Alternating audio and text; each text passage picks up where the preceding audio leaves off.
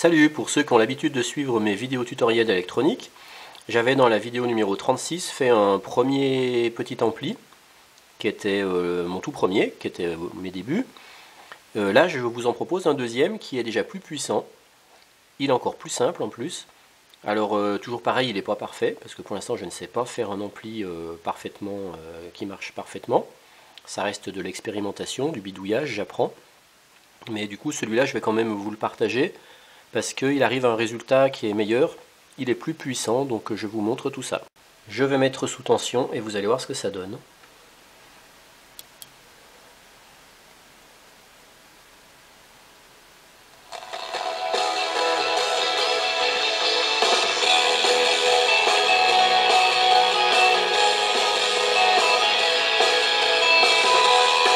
Donc le son n'est pas excellent, mais c'est quand même déjà beaucoup plus puissant.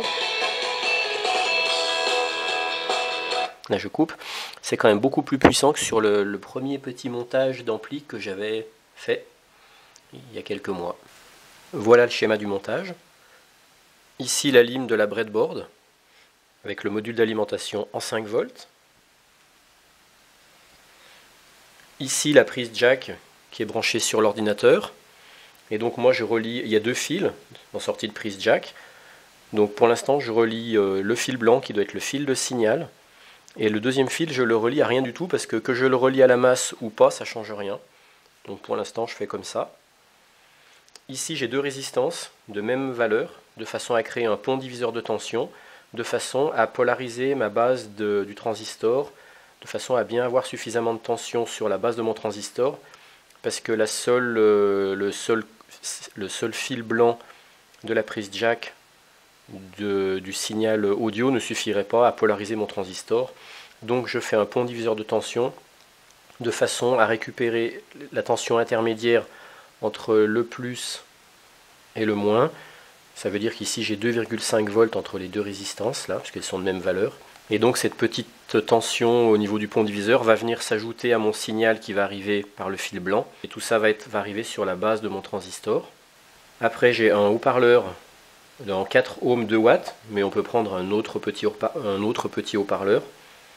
J'avais essayé avec un haut-parleur de 3 ohms et 0,5 watts, donc ça marche pareil aussi. Ça peut marcher aussi avec un transistor BC547B, simplement le son sera un peu moins fort. Là j'ai pris un transistor 212 TIP122, qui est toujours mon transistor de récup. Et on a l'émetteur du transistor qui est relié, une partie qui revient aux 5 volts, et une partie qui revient à ma deuxième alim, parce que j'ai une deuxième alim par la pile 9 volts, qui elle va être reliée à un côté du haut-parleur et l'autre côté du haut-parleur au collecteur du transistor. Le fait de mettre une deuxième alim, ça permet d'augmenter la puissance du haut-parleur.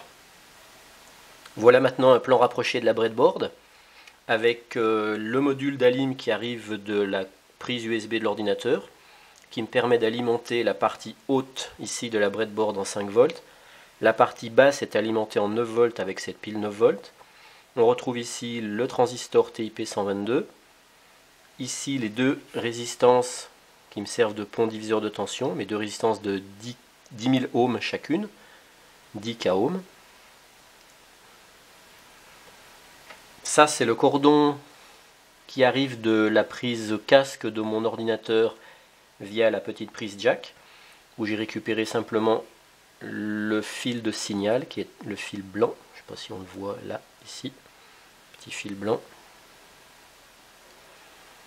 Voilà, on le voit là, le petit fil blanc qui contient le signal et que je viens amener au niveau de mon pont diviseur, qui va s'ajouter au courant qui passe par le pont diviseur et qui va sur la base du transistor. Ici, c'est les deux branchements de mon haut-parleur. Le haut-parleur, il est là. Alors, je vous montre maintenant aussi comment j'ai branché au niveau de mon ordinateur.